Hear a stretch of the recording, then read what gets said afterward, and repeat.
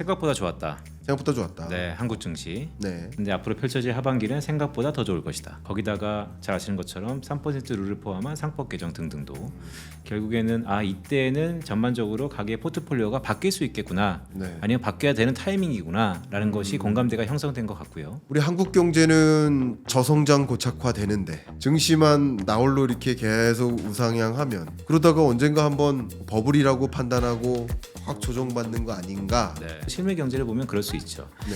근데 한 발짝 뒤에서 생각해 볼까요? 경기가 침체 가능성이 높아도 주가가 신고가를 경신하는 경우가 왕왕 있습니다. 왜냐하면 결국 주가 측면에서 놓고 보면요, 경제 현상보다 더 중요한 건 전망입니다. 네. 근데 최근에 일부 외신의 외사를 보면 현재 한국 경제 성장률을 물론 추경 플러스 알파지만 약간 우상향, 다시 한번 상향 조정할 모습을 보이고 있습니다. 저는 이 부분이 분수령이라고 봅니다. 여전히 주도주라고 할 수 있는 쉽게 네. 바뀌지 않는다. 네. 하반기에도 구간이 명간이라는 말씀을 드리고 있습니다. 대만이 독립을 선언하는 건 대외적으로 누가 컨트롤할 수는 없잖아요. 그건 누구도 알 수 없지만 그 경우 미중 간에 큰 충돌이 있을 수 있단 말이죠. 원차이나가 깨진다는 것은 어떻게 보면 상상할 수 없을 정도로 후폭풍이 올 수도 있습니다. 대만의 네. 독립이 거기에 연장성이죠. 대만 국가는 잘 모르지만 TSMC는 대부분 아는 것처럼 예. 그 기업이 미국의 글로벌 밸류체인 상에서 지금처럼 잠시 떨어져 있는 게 아니고 완전히 내재화야 될 가능성이 높다라면 블랙스완이라는 말씀이 그런 것입니다. 가능성도 적지만 언제든 열어둘 수 있다라고 보는 것이죠. 대만의 어떤 형태의 전쟁이 난다는 모르겠으나 결국 반도체 전쟁일 가능성이 높고, 그럼 그게 장기화되면 될수록 가장 파탄이 경제적으로 어려워질 수 있는 것은 반도체 글로벌 밸류체인에 있는 국가들일 겁니다. 네. 그게 한국도 거기서 자유롭지 않습니다. 네, 여러분 안녕하세요. 2025년 하반기 참 이 시장 어떻게 움직일까? 지금까지 좀 나름 잘 올라왔는데 이제 다시 조정의 시작일까? 궁금한 것들이 좀 있으시죠? 여러분 그 궁금함에 대해서 또 명확하게 의견 주실 김두원 애널리스트님 모셨습니다. 제가 프랑스어로 불러보도록 하겠습니다. 방생. 네, 괜찮습니까? 좋습니다. 네. 예, 빈센트님 모셨습니다. 어서 오세요. 안녕하세요. 경제 읽어주는 남자 김광석 TV에 오게 된 하나증권 김도원입니다. 예. 이게 괜찮네요. 아 그래요? 저도 그렇게 하거든요. 아 그래요? 인사할 때. 좋습니다. 안녕하세요. 경제 읽어준 남자 네. 김광석입니다. 이렇게 하는데 네. 예, 이렇게 둘이 있을 땐 창피해서 잘 못하고요. 좋습니다. 그냥 대질문부터 좀 드리겠습니다. 네. 이제 계속 전망 얘기를 할 테니까 네. 25년 상반기 중반에서 이제 하반기를 향해 가는 이 길목에 최근 뭐 경제나 네. 뭐 증권 시장이나 다 네. 어떻게 보셨습니까? 그냥 회고를 해보신다면. 회고를 해보면요, 생각보다 좋았다. 생각보다 좋았다. 네, 한국 증시. 네. 근데 앞으로 펼쳐질 하반기는 생각보다 더 좋을 것이다. 생각보다 더 좋을 것이다. 좋습니다. 벌써 회고와 전망까지 해주셨습니다. 네, 일단 그렇게 보고 있고요. 상반기를 복귀해 보면 사실 한국에 큰 역사적인 사건이 있었고 그 사건 전후가 분위기가 완전 다르죠. 물론 글쎄요, 여당인 현 정부가 저는 이게 가장 크다고 보는데, 한국의 가계 자산의 그 7대3, 6대4의 포트폴리오 리밸런싱이 공격적으로 들어가는 시기이기 때문에, 네. 그러니까 이제 부동산 편중돼 있던 가계 포트폴리오를 수요 억제 정책은 강하게 매김으로써 네. 이제 주식시장뿐만 아니고 등등으로 어쨌든 부동산 편중돼 있던 것을 드디어 한번 바꿔보겠다. 저로의 찬스거든요. 네. 거기다가 잘 아시는 것처럼 3% 룰을 포함한 상법 개정 등등도 결국에는 이때는 전반적으로 가계 포트폴리오가 바뀔 수 있겠구나. 네. 아니면 바뀌어야 되는 타이밍이구나라는 것이 공감대가 형성된 것 같고요. 네. 물론 그런 정책적 드라이브가 매우 크지만 그거 하나로 모든 것이 바뀌는 건 아니거든요. 하지만 한 박자 뒤에서 보면 매크로 지표 유동성 국면입니다. 즉 금리나 약달러. 네. 그러니까 전 세계 유동성이 많은 국면에서 예. 한국의 정책적인 가계 리밸런싱이 예. 접목시켜서 한국 주식시장에 대한 긍정적인 신호가 나타나고 있다. 네. 이렇게 소회를 말할 수 있을 것 같고요. 예. 그러면 그게 끝이냐? 과거 같으면 이런 3법 개정이라는 게 사실 지난해 하반기부터 양 대선 주자, 유력한 대선 주자들이 계속 얘기를 했기 때문에 보통 이렇다면 과거 같으면 뉴스에 팔아라. 상법 개정 통과 그러면 차익 매물 실현 뭐 이런 네. 것들이 나타나야 되는데 네. 이번에는 그런 거하고 좀 다를 것 같다라는 말씀을 조심스럽게 드리고 있어요. 왜냐하면 코리아 디스카운트 해서의 서막이 열리는 것 아니냐라고 네. 보고 있고요. 그러니까 상법 개정이 끝이 아니고 이 이후에 많이 있다라는 거죠. 세제도 건들고 더 좋습니다. 나아가서 MSCI 편입도 내년에 다시 한번 트라이 할 수 있고 등등. 그렇죠. 네, 그런 걸 놓고 보면 국내 증시가 뭐 꼭 대통령이 타겟 프라이싱을 준 것처럼 코스피 5천이 아니더라도 실제 저희 하나증권은 코스피 상단이 올해 앞으로 12개월 포워드까지 한 3,710포인트까지는 갈 가능성이 높다라고 보고요. 이 3,710포인트가 과거 두 번의 유력한 고점에서의 밸류에이션의 평균입니다. 한 15배 좀 언더거든요. 퍼가. 그럼 그런 걸 감안해 봤을 때 어쨌든 상단이 열려 있다. 이렇게 보고 있어서 상반기 가파르게 3개월 동안 코스피가 가파르게 올랐는데 그러다 보니까 오늘 뒤에서 말씀 주셨던 것처럼 이쯤 되면 과거의 통계를 보면 조정 오는 거 아니야? 네. 실제 주도주라고 할 수 있는 조선, 방산, 원전 이런 것들이 최근 상승 탄력이 좀 경감된 건 사실이거든요. 네. 그러다 보면 주도주가 주춤한다, 많이 올랐다, 그럼 조정이네 이렇게 볼 수도 있는데 저는 만약에 조정을 온다 하더라도 뭐 올 수 있죠. 가파르게 올랐기 때문에 네. 그 조정의 폭은 길어봐야 5에서 5%에서 10% 언더. 따라서 이번 조정을 거치고 나면 저희가 말씀드렸던 것처럼 코스피 상단까지는 충분히 트라이할 수 있다 이렇게 보고 네. 있습니다. 좋습니다. 말씀을 이렇게 잘하세요. 그래요? 네. 말씀 너무 잘하십니다. 부끄럽습니다. 얼굴도 막 이렇게 빛나시고 부끄럽습니다. 이름도 네. 방생트에다가 네, 너무 멋있습니다. 아 좋습니다. 네, 부끄럽습니다. 자 그러면 네, 이렇게 질문 한번 드려볼게요. 네, 그냥 편하게 네, 제가 그 의견에 반대한다는 뜻은 아닙니다. 네. 그 의견에 상당 부분 공감하는 입장이에요. 네, 근데 그렇게 하면 너무 재미없으니까 네, 이런 거 아니야? 이런 거 아니야? 그거 아닌 것 같은데 할 네. 만한 네, 여러 반대되는 입장의 생각이나 질문들이 있을 거거든요. 네. 그런 걸 가지고 와서 한번 질문 드려봐도 될까요? 그런 거 너무 좋습니다. 아 그렇게 한번 질문 드려볼게요. 네. 그러면 예를 들면 네. 첫 번째 상법 개정이라는 게 우리 국내 증시의 뭐 밸류업을 만드는데 상당 부분 기여한 건 맞습니다. 네, 그런데 가장 대표적인 질문 중에 하나가 근데 어쨌든 상법 개정이라는 소재가 소멸된 거 아니냐. 네, 그 소재로 인해 네, 상승했다면 네, 그게 다 증시엔 분명히 반영된 거고 이제는 선반영이라는 표현도 안 맞죠. 네, 반영됐는데 과연 그게 또 다른 소재로서 상법 개정을 가지고 하반기 내내 이야기하면서 증시의 상승이 있을 수 있다라고 얘기할 수 있는가 네. 하는 질문인데 이거 네. 어떻습니까 이 질문? 좋죠. 예, 어떻게 그러니까 생각하십니까? 상법 개정이 코리아 디스카운트 해서에 네. 뭐 정확히 산수적으로 몇 퍼센트 포인트다라고 우리가 산정하기는 어렵겠지만 네. 일정 부분 기여를 했죠. 네, 따라서 그 부분이 차치하고 나면 그럼 원동력이 떨어진 거 아니냐라고 네. 볼 수 있는데 상법 개정은 저는 어떻게 보면 여야 간에 기본적으로 어떤 것을 행위하기 위한 표면적인 부분이라고 생각을 하고요. 내부적으로는 상법 개정 왜 합니까? 결국 주주 환원 정책이거든요. 네, 주주 환원이라는 게 배당이 있을 수 있고 더 나아가서 정말 소액 주주가 이 주식의 아니 이 기업의 미래를 어느 정도 자기의 역할을 기여한다라는 거. 더 나아가서 회사가 돈이 버는 만큼 대주주와 소액 주주를 균등하게 평가해라. 또 균등하게 배분해라라는 것은 이전에도 말은 많이 썼지만 실제 강제성 측면에서는 이전과 분명히 다르다. 라는 측면에서 분명히 있고요.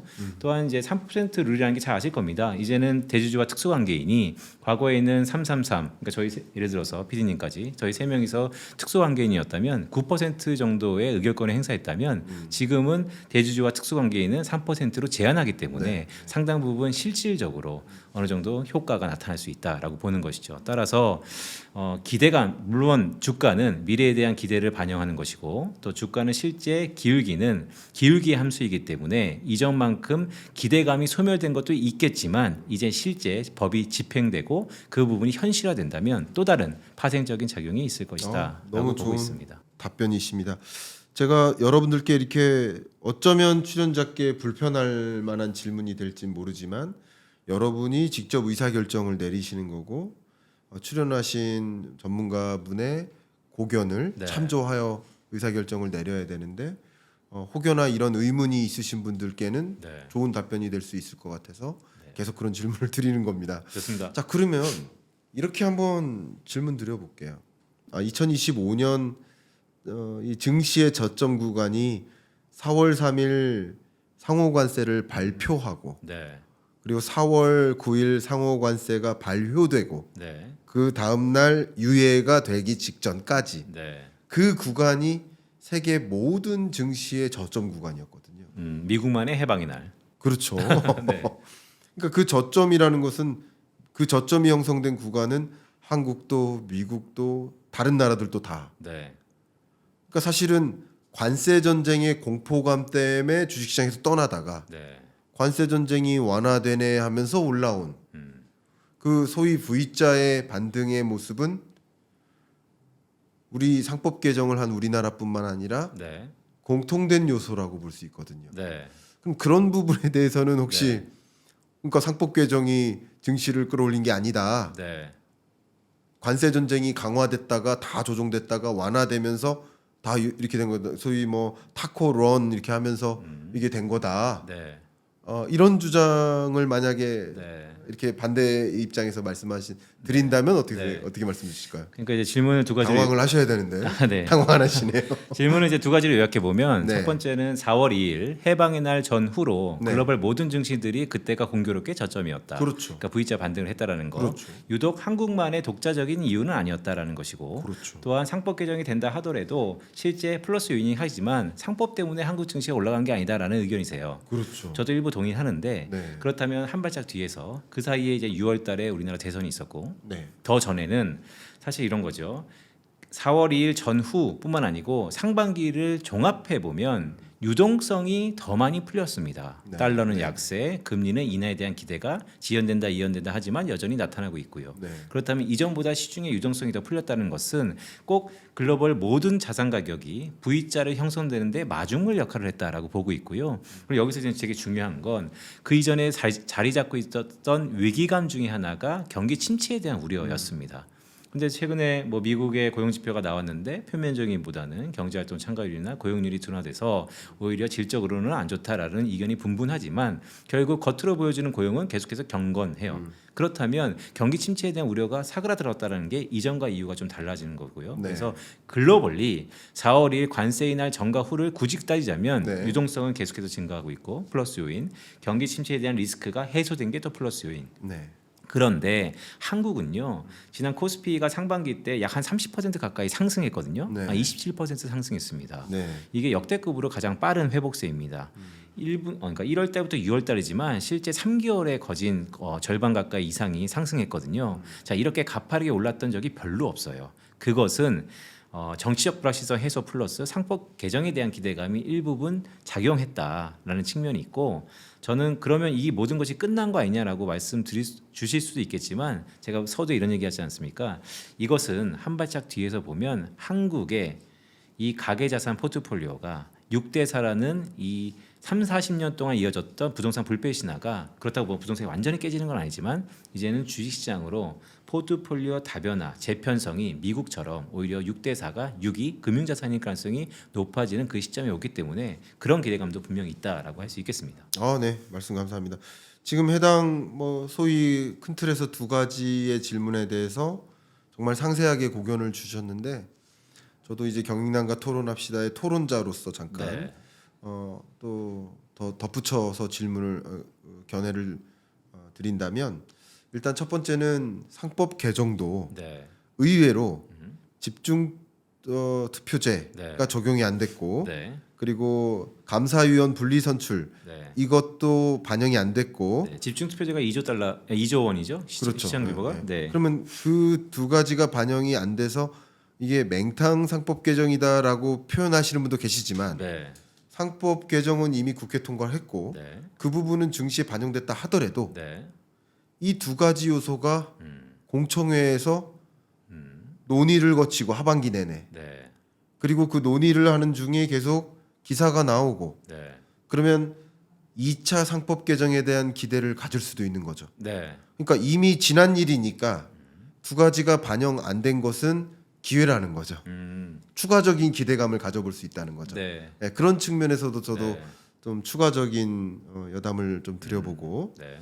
그리고 아까 말씀 주셨지만 상반기는 그냥 뭐 죄송한 표현이지만 뭐 탄핵 정국과 정치적 리스크로 봤을 때 대외적으로 많은 외신들이 한국을 평가하기를 무정부 국면이라고 평가했어요. 네. 또 이제 유정부 구간이잖아요. 그게 어떤 정부든 유정부라고요. 무정부에서. 네. 그래서 정치적 리스크가 극단적으로 해소된 상반기와 하반기는 또 다르다. 네. 그리고 관세 전쟁도 상반기처럼 그 관세 전쟁 때문에 뭐 큰 어떤 쇼크를 입거나 하지는 않게끔 무뎌지거나 네. 트럼프도 계속 한 발을 물러서는 느낌. 네. 관세 전쟁의 경과도 약화되는 느낌. 그리고 금리 인하조차도 상반기 동안에는 어쨌든 결과적으로 없었잖아요. 네.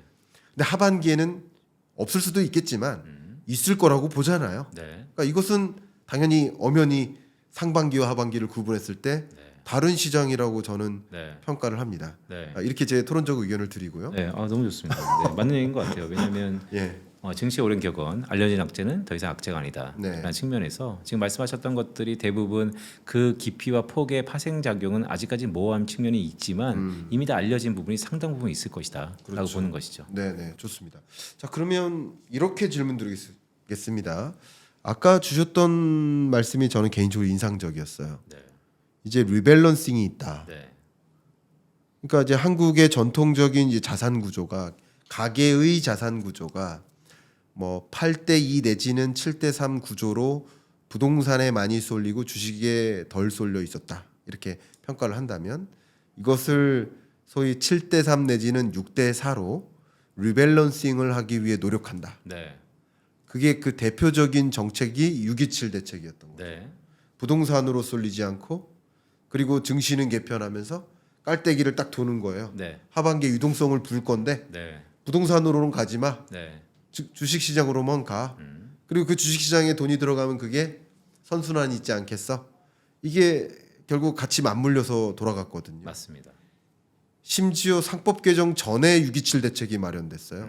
그러니까 이것은 어쨌든 그 유동성이 집중될 구간인데 하반기는 네.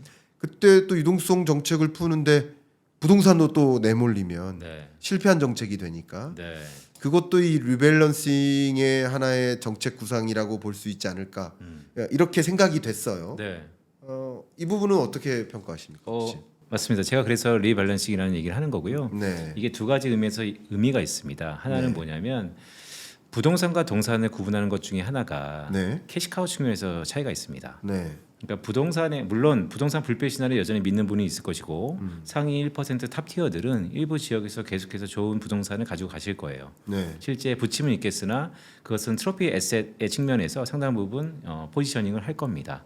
그래도 가계 자산이 리밸런싱이 된다는 것은 한국의 모든 가계가 평균적으로 묶여 있는 돈보다 매월 배당 등등으로 인해서 순환하는 돈이 나와진다는 것이죠. 네. 그렇다면 지금 지역화폐 도입 등등을 해서 이번 정부가 어떤 부양책을 폈을 때 결국 멀티플레이어 승수의 플러스 효과가 될 거라고 저는 보고 있고요. 그런 의미에서 보면 배당이 이제 되게 중요한 것이죠. 세금을 좀 덜 거쳐야 될 것이며 기업들이 번 것만큼 대주주와 일반 소액주주를 균등하게 배당을 하게 본다면 이제 가계 자산의 포트폴리오가 정말로 제2의 월급이라는 게 현실화될 수 있는 가정. 그런 측면에서 보면 이 역동성이라는 게 네. 가계 자산의 포트폴리오가 우리나라의 가장 큰 문제는 저는 6대4 이면에 있는 역동성이 없는 것이었거든요. 네. 네, 그런 부분에서 일부분 경기에 다시 활력이 나타날 개연성이 있다 이렇게 보는 것이죠. 네.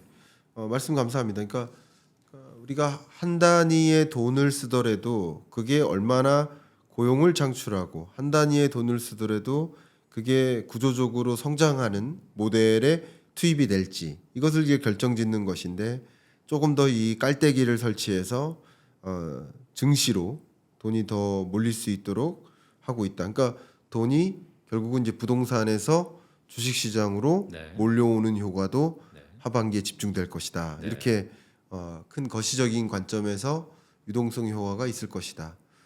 너무 좋은 표현해 주셨습니다. 거기에 네. 제가 개인적으로는 그 미국발 유동성 장치, 그러니까 금리 인하 외에도 네. 스테이블 코인 발행을 허용하는 지니어스 액트의 통과도 네. 사실은 유동성 장치라고 볼 수 있고요. 네. 그 위험성을 동반하지만 네. 유동성 장치인 거고요. 얼마 전에도 SLR 규제를 완화한 것도 네. 역시 위험을 감내하고 유동성을 공급한 위험한 유동성이긴 하지만 네. 유동성 장치인 거예요. 네. 그러니까 미국도 마찬가지. 그런 관점에서 하반기에 증시에 좀 기대를 가져봐도 되겠다 하는 그런 미국발 유동성에 대한 판단은 어떻게 하신지 궁금합니다. 미국발 유동성이 스프레드 이펙트, 즉 그게 여타 미국 이외 지역으로 확산될 거냐는 또 다른 얘기인 것 같습니다. 그래서 저는 흔히 요즘에 이런 얘기 많이 질문 받습니다. 서학개미, 동학개미, 이제는 서학개미, 동학개미의 리밸런싱도 달라져야 되는 거 아니냐. 네. 불과 2, 3년 전만 하더라도 한국 증시를 떠나는 건 지능순이라는 댓글이 탑티어였는데 오히려 이제는 들어오는 것이 지능순으로 바뀌어야 되는 거 아니냐. 그런 큰 얼개를 얘기하시는 분들이 참 많아요. 네네. 그런데 어느 순간 S&P 500도 또 신고가를 경신하고 있거든요. 네네. 따라서 저는 유동성 측면에서 미국은 계속해서 긍정적인 부분이 있을 거라고 봅니다. 네. 다만 그게 한국 입장에서 그 마중물 역할이 그대로 고스란히 나타날 수 있을 것인가. 거기에는 과거 역사를 좀 빗대서 말씀드리고 싶어요. 달러 약세가 꽤 가파르게 나타나고 있습니다. 네. 문제는 꽤 가파르다는 게 문제인데요. 역사적으로 보면 70년대 아니면 80년대, 그다음에 90년대 초반 달러 인덱스가 가파르게 약세가 될 때는 꼭 반대 카운터파티의 어떤 자산이 붐까지는 안 계시지만 상당 부분 상승폭을 높였었습니다. 원자재일 때도 있고요. 그 원유도 특히 그랬었고, 그렇죠. 또 신흥구 제조업도 그랬었고요. 그래서 그런 달러 약세가 가파르게 나타나고 있고 지금처럼 유동성이 전세적으로 풀린다면 네. 어떤 부분에서는 자산의 또 다른 버블이 나타날 수 있을 것인데 뭐 버블이라 그래서 꼭 안 좋다는 의미는 아니도 가격의 상승폭이 나타날 수 있을 거란 말입니다. 그렇다면 글로벌 포트폴리오를 운영하는 입장에서 전 세계로 달러 이외에 그러니까 약달러 즉 미국 자산 이외에 다른 지역을 쭉 봤을 때 가장 폴리스 믹스라 그래서 정책 공조가 드라마틱하게 나타날 수 있는 국가가 어디일 거냐라고 보면 한국이 탑티어는 아니더라도 상법 개정 플러스 금리 인하 플러스 기타 등등이 네. 하나의 선택지로 올라올 가능성이 매우 높다라고 보고 있고요. 그런 의미에서 최근에 저희 하우스도 연말에 가서는 달러 환율이 1,300원 초반까지도 내려올 가능성 평균이니까 그 밑에도 본다는 것이죠. 네. 그래서 그런 부분에 보면 원화 자산에 대한 강세 희소식 뭐 그런 부분에 의미를 네. 두고 있다라고 보고 있습니다. 네, 감사합니다. 자, 그러면 우리 빈센트님께서 지금 환율질 말씀도 살짝 코멘트를 해주셨고 기본적으로 한국 증시에 대해서 긍정적으로 이렇게 전망해주신 부분들이 굉장히 인상 깊게 남는데 네. 그러면 이 질문도 드려보고 싶습니다. 우리 한국 경제는 네. 뭐 대표적인 정부 사이드인 한국은행과 KDI도 스스로 우리 한국 성장률을 0.8%로 부정적으로 전망했고 네. 이 0.8% 전망치가 우리 한국 경제 성장률 그래프 쭉 그리면 네. 정확히 글로벌 금융위기 때 우리 한국 성장률이에요. 그러면 이 0.8%보다 낮았던 성장률은 정확히 경제 위기 때였습니다. 예, 1980년 오일 쇼크 충격, IMF 외환 위기 때, 팬데믹 때. 이 세 번 경제 위기를 빼면 네. 금융 위기 때와 동률로 가장 낮은 성장률이에요. 네. 그러면 장기적으로도 우리 한국 경제가 뭐 고성장으로 전환된다라는 긍정적으로 바라보시는 뷰는 많지는 않아 보여요. 네. 자, 그러면 이렇게 봤을 때 우리 한국 경제는 저성장 고착화되는데 증시만 나홀로 이렇게 계속 우상향하면 네. 그러다가 언젠가 한번 버블이라고 판단하고 확 조정받는 거 아닌가 네. 하는 질문을 할 수도 네. 있거든요. 맞습니다. 이 부분은 너무 네. 어떻게 생각하시는지 모르겠습니다. 그러니까 예. 제가 뭐 아시는 것처럼 하나증권에 올해 4월달에 재입사했습니다. 4월 네. 28일. 네. 이제는 주식시황 담당 애널리스트로 포지셔닝을 피버팅했고요. 예. 그 전까지 한 15년 동안은 이코노미스트를 했었습니다. 말씀하셨던 것처럼 이코노미스트 보면 결국 실물 경제 중장기적으로 모든 자산 가격은 수렴한다. 네. 그렇기 때문에 결국에는 예. 지금의 자산의 버블이 한국 경제 0% 성장, 즉 제로 성장에 대한 위험이 있다면 결국 이 버블은 꺼질 것이다. 그것도 급격하게 꺼질 것이다라는 것으로 실물 경제를 보면 그럴 수 있죠. 네. 근데 한 발짝 뒤에서 생각해 볼까요? 네. GDP는 국내 총생산입니다. 네. 한국 경제에서 한국 내부에서 일어나는 모든 국가의 총 산출물이라는 것이죠. 네. 근데 우리 주가를 보면요, 과연 이 나라 이 땅에서 나타나는 아웃풋보다 예. 해외에서 벌어지는 아웃풋이 상당 부분 많다라는 거. 물론 배당이나 다른 잉여 부분으로 환원되지만 아닐 부분, 즉 부가가치 측면에서 충분히 괴리가 있을 수 있다라는 게 근본적인 차이가 하나 있을 수 있고요. 네. 두 번째는요. 경기가 침체 가능성이 높아도 주가가 신고가를 경신하는 경우가 왕왕 있습니다. 왜냐하면 결국 주가 측면에서 놓고 보면요, 경제 현황보다 더 중요한 건 전망입니다. 네. 3%에서 2%, 2%에서 1% 내려가는 게 최악이고요. 그게 지금 0%까지 왔죠. 근데 최근에 일부 외신의 외사를 보면 현재 한국 경제 성장률을 물론 추경 플러스 알파지만 약간 우상향, 다시 한번 상향 조정할 모습을 보이고 있습니다. 저는 이 부분이 분수령이라고 봅니다. 모든 사람들의 기대가 안 좋아한 적에 있어서 다시 한번 좋아지는 것.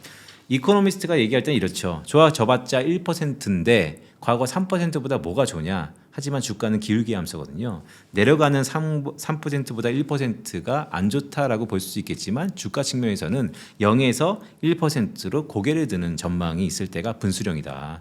그래서 OECD, IMF, 월드뱅크도 1년에 4번에 걸쳐서 수정 경제 전망을 하는데 만약에 매크로 지표를 갖고 주식을 사야 될 때의 타이밍을 잡는다면 이런 모든 경제 전망이 고개를 들 때가 가장 중요한 포인트고 약간 민간 쪽에서 좀 빠른 경우가 있지만 지금 외사의 일부가 한국 경제 성장률을 상향 조정하고 있다는 것도 의미가 있다라고 볼 수 있겠습니다. 네, 말씀 감사합니다.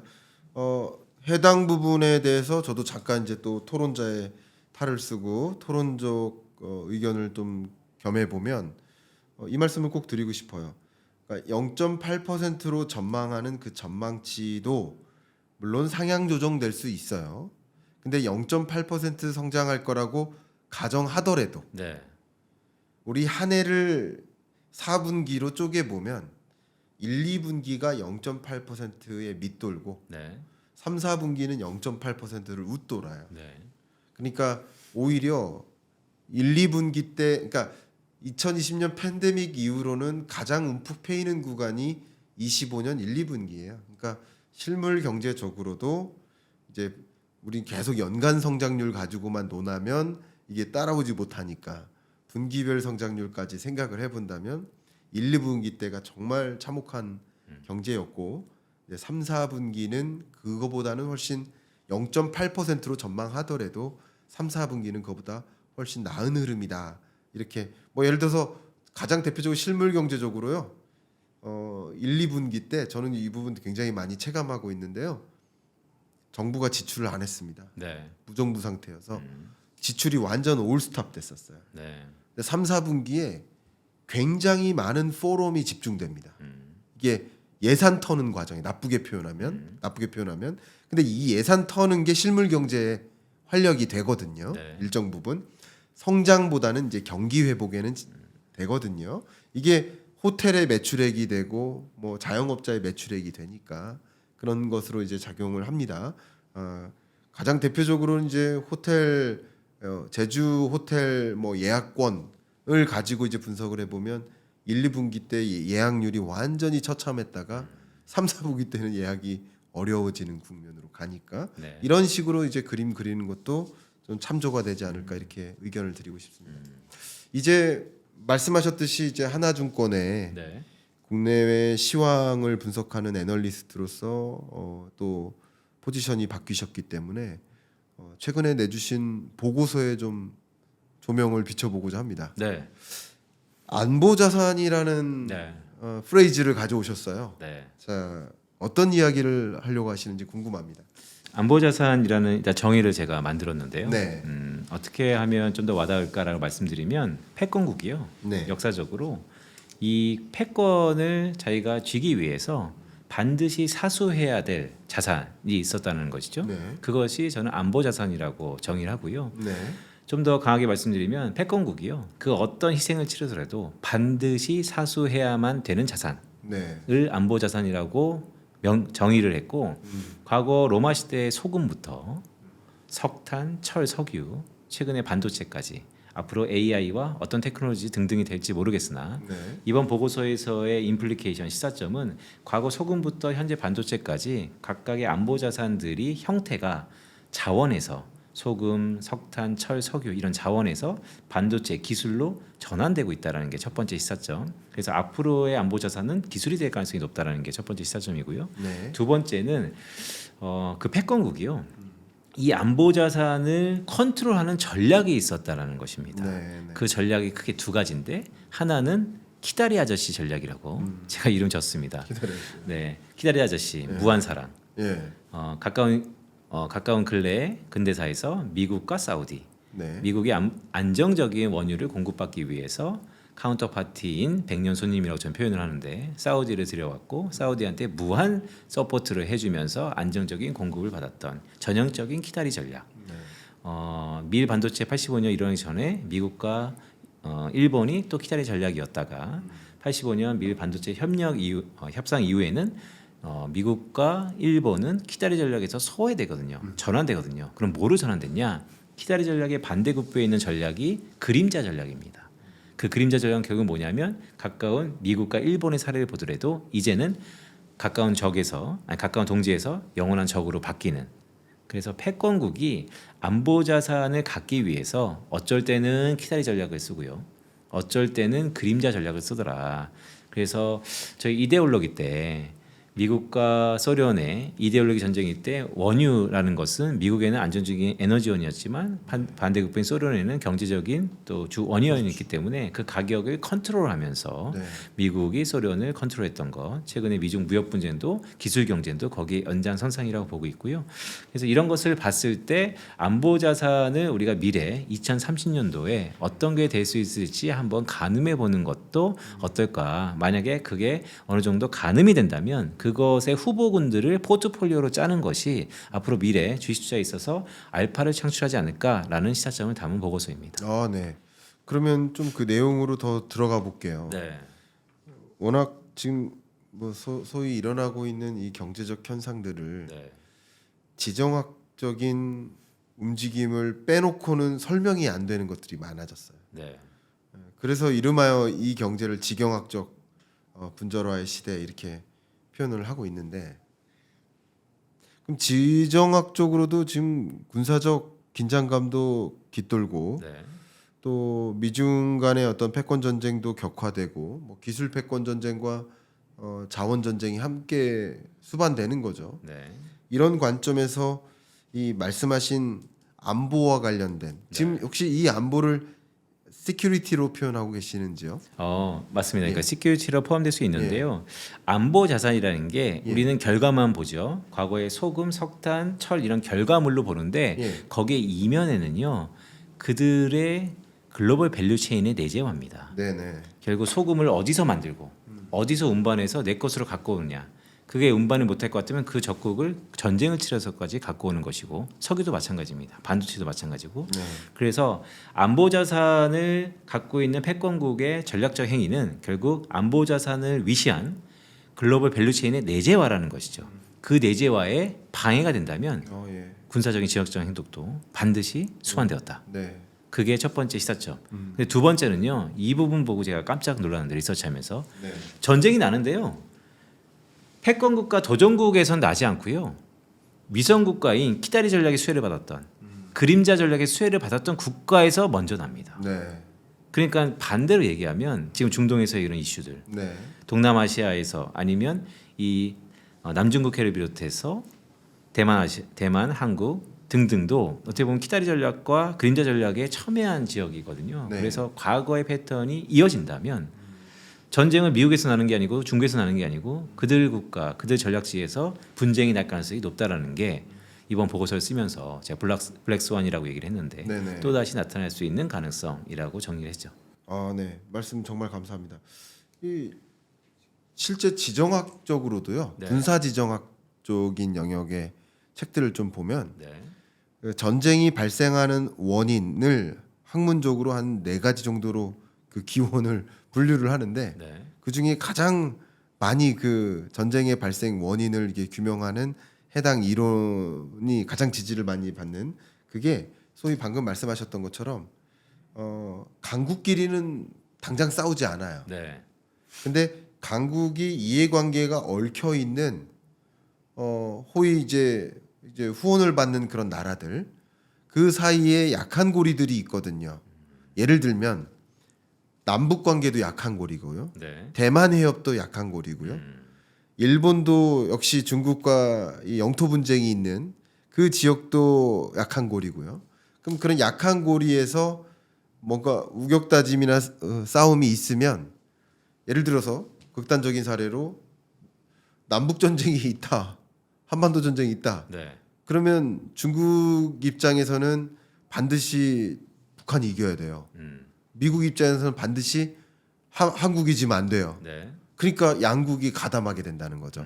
뭐 이런 식으로 시나리오를 많이 얘기하는데 굳이 따지면 이제 약한 고리 배경 주요 지역에서 오히려 전쟁이 발생하게 된다라고 이렇게 봤을 때도 정말 이 안보 자산의 정의답게 네. 우리가 들여다봐야 될 뭐 여러분들이 이제 자본 시장에 관심이 많이 있으시니까 네. 뭐 기업이나 그럼 이제 한국은 어떤 분야의 강점을 갖고 있는지 이 안보 자산이라는 관점에서 네. 이런 부분들을 더 들여다봐야 될 것 같습니다. 어떤 부분들을 우리가 더 들여다봐야 될까요? 제가 이 보고서에서 그것을 생각했을 때 한국이 잘하는 것도 되게 중요하지만 현재 패권국인 미국이 필요한 게 무엇일까? 네, 결국 글로벌 밸류체인의 내재화면 네, 미국이 도전국인 중국을 이기기 위해서 지금은 갖추지 못했지만 갖추고 싶은 것들이 무엇이 있을까? 네, 그렇다면 그것이 안보 자산이 될 가능성이 높다라는 시각으로 접근했고요. 네, 네, 그래서 미국을 쭉 보니까 미국의 수많은 생산성 중에서 네. 제조업 생산성이 지난 15년 동안 횡보하고 있어요. 네, 그러니까 제가 보고서에는 잘 나타냈었는데 미국의 생산성은 우상향하고 있습니다. 네. 하지만 서비스와 제조업을 구분해 보면 예. 제조업은 2008년 금융위기 이후에 계속해서 둔화되고 횡보되고 있습니다. 네, 그러니까 제조업은 중국이 훨씬 더 생산성 측면에서 높다라는 것이죠. 그럼 미국이 이 생산성을 끌어올리기 위해서 무엇을 할까? 지금 역동적으로 일어나는 AI 테크놀로지, 로봇, 우주항공 등등이 있을 거라는 거죠. 그래서 네. 관련돼서 미국의 생산성 제고를 높이기 위해서 관련된 안보 자산들 기업으로 따라가면 그런 기업들이 한국의 포트폴리오로 국내외 나타날 수 있다는 게 첫 번째 네. 포트폴리오 시사점이었고요. 두 번째는 역시 역사적으로 보면 패권을 유지하기 위해서는 국방력입니다. 그렇다면 지금 미국이 부동항이라고 해서 우리나라의 조선 또한 국방 GDP의 5%까지 나토 회의에서 결정되지 않았습니까? 3에서 5%까지 넓혀라, 증액해라. 그러면 예전에는 미국이 전 세계 모든 야경 경찰 역할을 했었는데 지금은 부채가 워낙 많다 보니까 니네라 국방은 니네가 알아서 해라. 하지만 미국이 너네 나라 국방은 너네 나라가 알아서 한다 그래서 그 국가가 나랑 경쟁하고 있는 중국한테 러브콜을 보내는 건 또 못 보죠. 따라서 내 우방국인 그런 국가의 군사적인 지원을 받아라라고 한다면 저는 거기에 한국의 국방이 들어갈 거다라고 네. 보고 있어서 상당히 조선하고 방산 쪽에 일부분 미국의 국방력 제고를 위해서 들어갈 가능성이 높다라고 네. 보는 것이고요. 세 번째는 결국 지금의 미국을 있게 한 것은 1980년대 이후에 미국의 가장 큰 ROE라고 해서 생산성이 가장 높은 제품이 뭐냐? 미국은 전 세계에서 이것만 팔면 거의 99%의 생산성이 높은 제품이 있습니다. 그게 달러입니다. 뭐 시너지 효과도 있죠. 결국 미국은 다른 것보다 달러만 잘 만들어서 팔아도 99%가 이득이에요. 네. 하지만 이 값어치를 증명하고 유지하기 위해서 다양한 플레이를 하고 있다는 시각으로 볼 수 있거든요. 따라서 미국의 기축통화의 유지를 위해서 미국은 어떤 식으로 플레이를 할 것이냐. 저는 거기에 아까 말씀 주셨던 것처럼 스테이블 코인, 디지털 경제도 그 부분에 들어갈 것이다. 그래서 최근에 코인베이스라든지 지니어스 액트법도 마찬가지입니다. 서클 인터넷, 6월 5일 날 상장해서 가파른 시세를 내고 있죠. 등등. 그래서 결국 미국은 민간 쪽에서의 발행 시장으로 이 기축통화의 확대를 나타나겠지만 한국 측면에서 보면 애석하게도 발행보다는 결제와 유통 쪽으로 먼저 하이라이트 되고 있기 때문에 그 관련된 그러면 결국 금융 지주 몇 개 있거든요. 네. 은행들 그런 것들을 포트폴리오에 넣어놨죠. 그래서 미국의 생산성 제고, 네. 국방력 강화, 달러의 지위 체계 유지 등등을 위해서 한국의 일부 기업들이 들어갈 가능성이 높고 네. 보고서에는 이제 글로벌 기업들, 미국하고 뭐 일본 등등을 넣어놨죠. 네. 그러니까 결과적으로는 이 지정학적 긴장감이 고조되고 미중 간의 패권 전쟁이 격화될 양상 속에 놓여 있다라는 가정하에서는 분명 말씀하신 그런 부분에 있어서 그런 섹터에 있어서 한국 기업들에게 상당한 기회가 온다. 네. 그러니까 결국 이제 애널리스트로서는 그런 기업들의 추천을 하겠다라는 네. 말씀이신 것 같고 맞습니다. 더군다나 이제 하반기는 증시가 긍정적이고 네. 코스피 뭐 3천이라는 게 버블이 아니라는 그 분석을 해주셨으니까 네. 그러면 거기서부터 더 우상향할 과정에서는 특히 이런 영역에서 이런 섹터에서 큰 기회가 올 거라는 그런 분석이라고 제가 해석하면 될까요? 그렇죠. 그러니까 과거에는 이코노미스트에서 종목단에서의 그래서 어떤 포트폴리오, 그래서 그런 종목을 제시 못하는 것이 이코노미스트였을 때는 제 다른 데로도 갈증이었거든요. 아, 네. 근데 이제는 주식 종목을 하다 보니까 그런 쪽으로 말씀드리는 거고 이 보고서가 6월 2일 날 발간됐거든요. 네. 그때만 하더라도 야 조선 이렇게 많이 올렸는데 여기서 또 콜을 한다고? 근데 저는 이 큰 시작의 얼개 속에서 여전히 주도주라고 할 수 있는 조방원 쉽게 네. 바뀌지 않는다. 네. 하반기에도 구간이 명간이라는 말씀을 드리고 있습니다. 조방원 네. 이 섹터는 뭐 지금까지도 우리 코스피를 3천선 위로 끌어올리는 역할이었는데 네. 크게 바뀌지 않는다라는 맞습니다. 의견을 또 명확하게 주셨습니다. 자, 우리 빈센트 애널리스트님께 뭐 여러 가지 경제 현상, 또 유동성 장세 여부, 그리고 또 여러 주목할 만한 섹터 뭐 이런 부분들을 좀 쭉 들여다보는 시간을 가졌습니다. 네. 그 중에서도 가장 뭐 이번에 위원님께서 강조해 주신 그게 바로 안보 자산이었고, 네. 특히 이 안보 자산 그 강조해 주신 그 보고서에서도 마지막 파트가 블랙스완이다. 네. 이 부분을 또 워낙 강조해 주고 계시다 보니까 역시 소위 뭐 고래 싸움에 새우등 터진다. 뭐 이런 표현까지 또 역시 해 주시면서 우리가 이런 사건, 이런 충돌 가능성, 실제 예를 들면 대만이 독립을 자국 내에서 정치적으로 독립을 선언하는 건 대외적으로 누가 컨트롤할 수는 없잖아요. 네. 거기도 민주주의 국가니까. 네. 그럼 독립을 만약에 선언하게 될 경우, 그건 누구도 알 수 없지만 그 경우 미중 간에 큰 충돌이 있을 수 있단 말이죠. 뭐 그런 것도 상당 부분 염두에 두고 이렇게 말씀을 해주신 것 같은데 네. 그럴 가능성도 상당 부분 있다고 보고 계시는 겁니까? 네, 뭐 트럼프가 재선되는 시대에 네. 그 어떤 변수도 가능성 측면에서는 다 열어둬야 된다라는 네. 말씀을 드리는 거고요.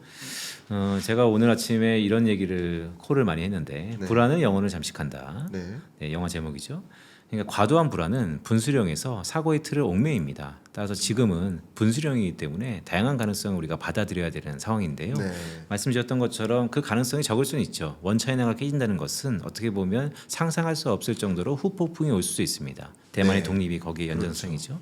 근데 그런 정치적인 이슈를 한 발짝 뒤에서 보면 과거 패권국은 예, 글로벌 밸류체인을 다 내재화했다. 예, 그러니까 자기가 다 해왔다. 더구나 지금의 트럼프 행정부는 내재화를 좀 더 속도를 높이고 있다. 네. 그렇다면 대만이 전 세계에서 가장 대만 국가는 잘 모르지만 TSMC는 대부분 아는 것처럼 예, 그 기업이 미국의 글로벌 밸류체인 상에서 지금처럼 잠시 떨어져 있는 게 아니고 완전히 내재화될 가능성이 높다라면 블랙스완이라는 말씀이 그런 것입니다. 가능성도 적지만 언제든 열어둘 수 있다라고 보는 것이죠. 와, 대만 독립의 가능성이 있고 독립의 가능성이 있다면 대만 해협에서의 상당한 뭐 군사적 충돌도 있을 수 있다. 왜냐하면 말씀하신 대로 미국 입장에서는 TSMC를 가져오는 것도 목적일 수 있겠지만 네. TSMC를 중국에 내주는 것도 절대 안 되는 거예요. 그게 핵심입니다. 안보 자산의 포인트는 그림자 전략을 제가 소개를 좀 덜 드렸는데 예. 뭐였냐면 내가 가질 수 없으면 그 시장을 교란시킵니다. 내가 가질 수 없으면 내가 확보할 수 없는 안보 자산이라면 상대국도 못 갖게 만들거나 그 시장의 시장 논리를 훼손시키는 거죠. 그거는 네. 가격을 다운시키다든지 아니면 제도로서 수익과 수출을 못하게 막는 것이죠. 왕왕 일어나고 있습니다. 네. 그런 측면에서 보면 TSMC 즉 대만의 앞으로의 향방 운명도 네. 어떻게 될지는 모르겠습니다. 그게 뭐 군사적이 앞으로 2, 30년 동안에 대만은 절대 독립하지 않고 절대 전쟁이 없다라고 얘기하는 것보다는 항상 가능성을 열어두고 얘기해야 될 가능성이 그런 국면이 아닌가라고 보고 있습니다. 네, 그런 부분에 대해서 저도 상당 부분 공감되고요. 그 어느 때보다도 이 대만 해협에 대한 그 긴장감이 고조되고 있는 것도 사실입니다.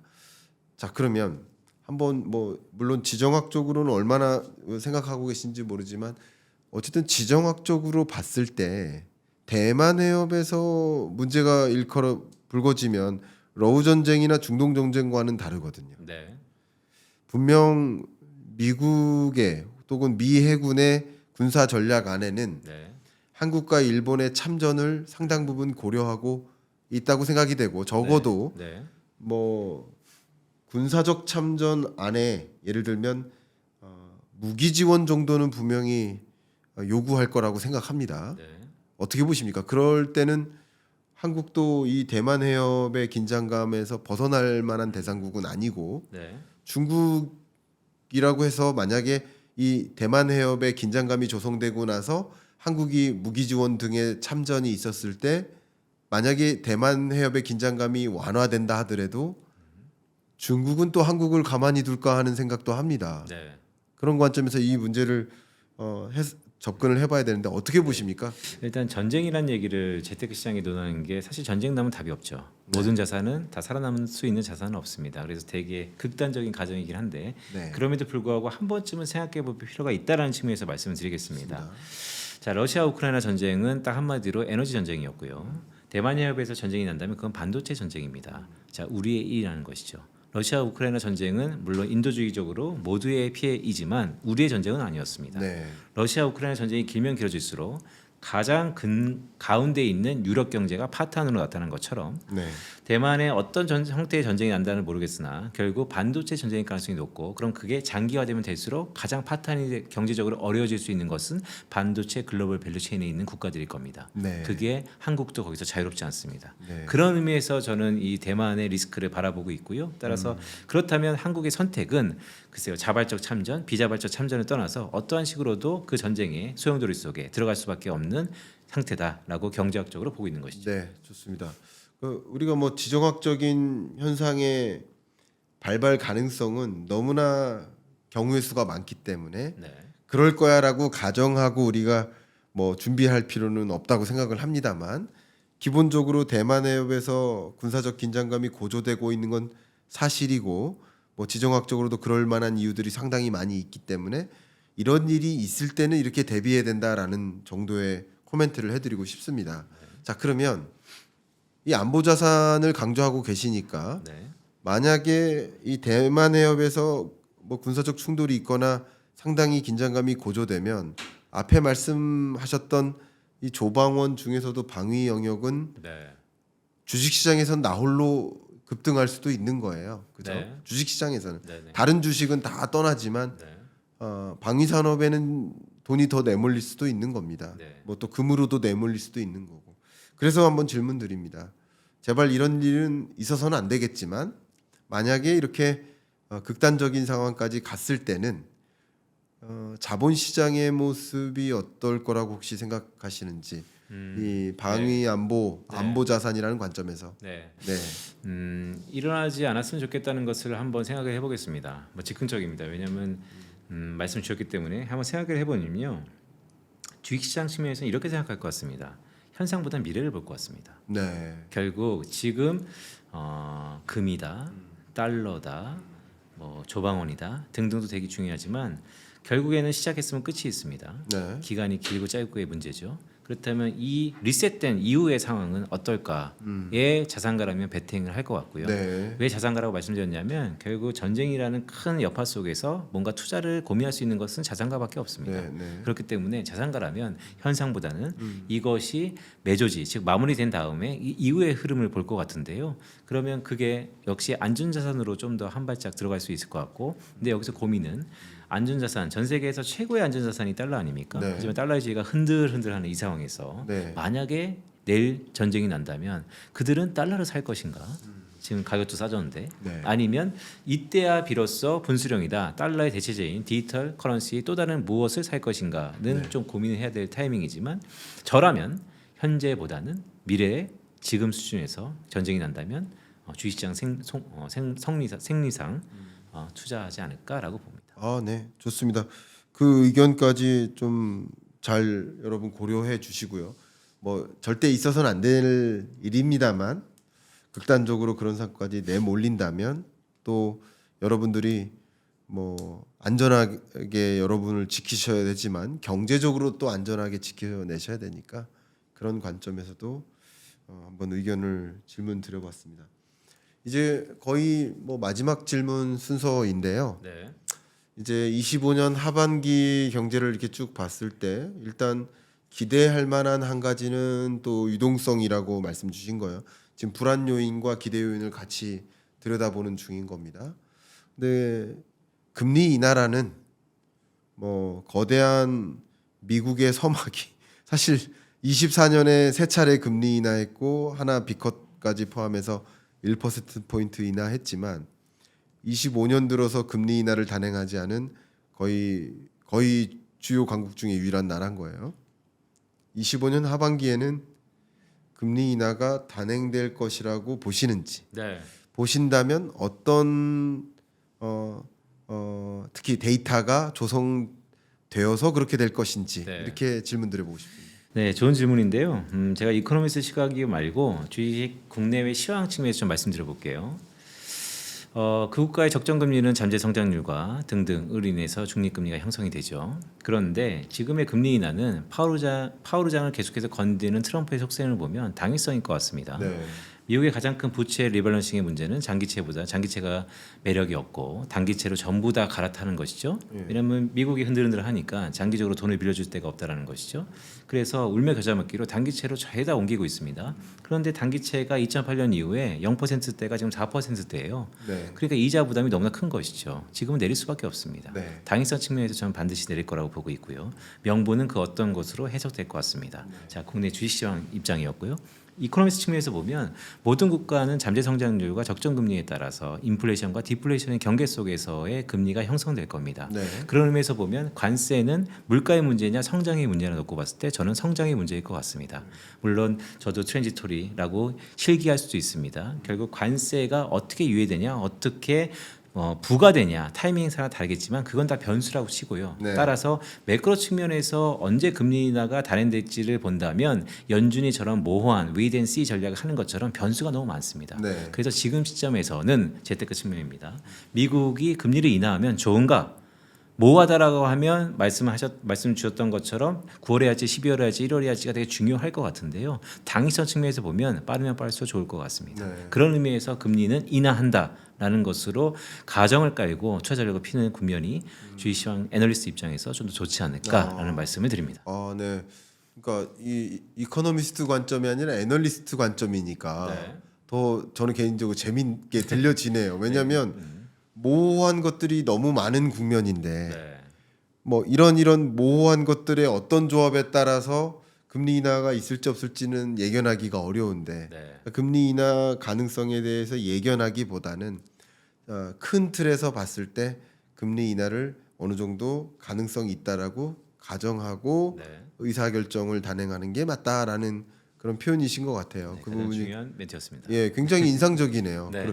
그렇게 접근하시는 게 왜냐하면 이제 저도 이제 이코노미스트로서 살아갈 때는 정말 금리 인하 여부에 대한 전망과 진단을 이제 많이 하는 편인데 그걸 가정하는 게 맞다. 그런 것도 뭐 확률적으로는 훨씬 높으니까 네. 그렇게 의사결정 할 수 있겠다 이렇게 생각을 해봅니다. 자 이제 마지막 질문을 드리고 싶습니다. 네.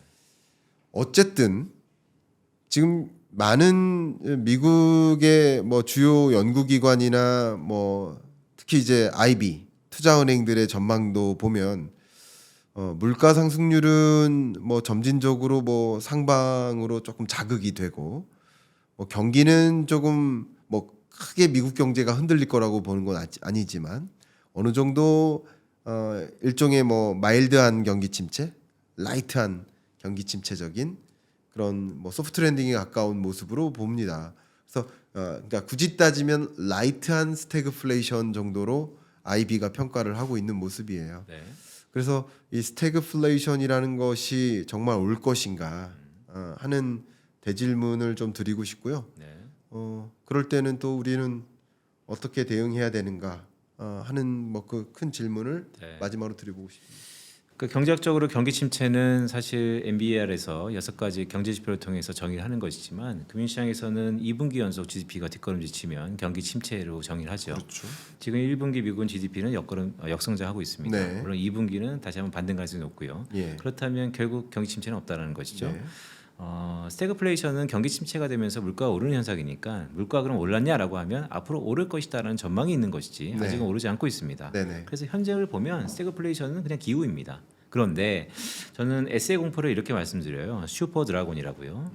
용을 본 지가 언제쯤일까요?